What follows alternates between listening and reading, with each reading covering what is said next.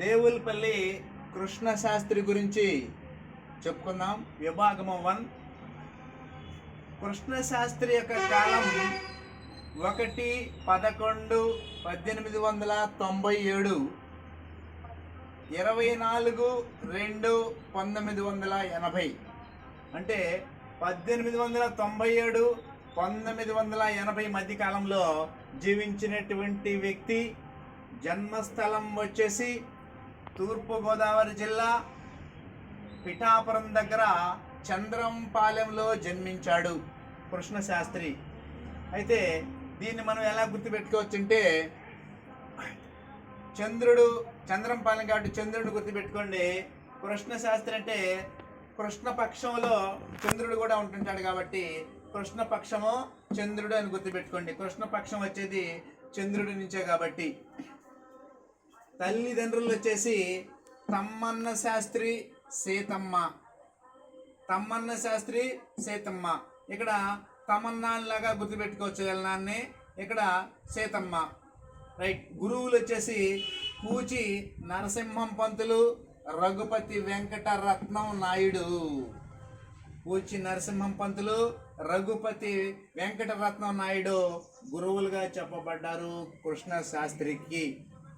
అయితే బిరుదులు చూస్తే ఆంధ్ర షెల్లి, ఆంధ్ర కిడ్స్, భావ కవిత ప్రతినిధి, భావ కవిత భాస్కరుడు అని 4 రకాలైనటువంటి బిరుదులు ఈయనకున్నాయి. ఆంధ్ర షెల్లి, ఆంధ్ర కిడ్స్, భావ కవిత ప్రతినిధి, భావ కవిత భాస్కరుడు అనేటువంటి పేర్లతోటి ఈయన పిలువబడుతున్నాడు బిరుదులుగా. ఇక భావ కవిత్వానికి పర్యాయ పదంగా భావించే వ్యక్తి ఎవరైనా ఉన్నారు అని అడిగితే ఎవరు? కృష్ణ శాస్త్రి అని చెప్పాలి. ఈ క్రింది వాళ్ళు భావ కవిత్వానికి పర్యాయ పదంగా భావించే వ్యక్తి ఎవరు అంటే కృష్ణ శాస్త్రి అంటే 1 మార్కు. కృష్ణ శాస్త్రి కవిత్వాన్ని షెల్లి కీట్స్ కవిత్వంతో పోల్చినది ఎవరయ్యా అంటే విశ్వనాథ. ఈ ఆంధ్ర షెల్లి అని ఆంధ్ర కీట్స్ అని ఎలా అన్నారంటే, షెల్లి కీట్స్ అనేటువంటి వాళ్ళు ఆంగ్ల కవులు కాబట్టి ఆంగ్ల కవుల కవిత్వంతో సమానంగా ఉన్నదే నీ కవిత్వం అని పోల్చింది విశ్వనాథ సత్యనారాయణ శాస్త్రి. అయితే కృష్ణ శాస్త్రి యొక్క తొలి రచన ఏది అంటే కృష్ణ పక్షం 1925లో అది రాయడం జరిగింది. ఖండ కావ్య రచనలో చూస్తే కార్తీకి, కృష్ణపక్షం, నిశ్రేణి, సంస్కర్త, ఊర్వశి, పల్లకి.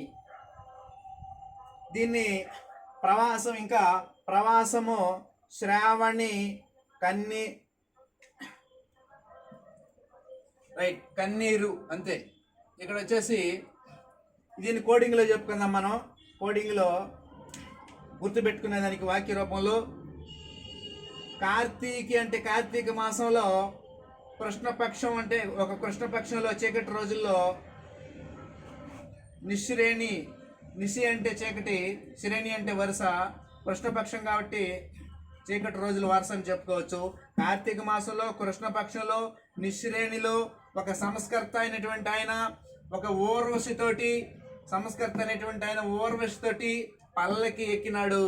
పల్లకి ఎక్కి ప్రవాసము చేస్తూ ఉండగా శ్రావణి చూసి కన్నీరు కార్చిందని వాక్య రూపంలో కోడింగ్గా మనం గుర్తుపెట్టుకోవచ్చు. అయితే ఒక అనువాద రచన కూడా ఉన్నది ఇక్కడ.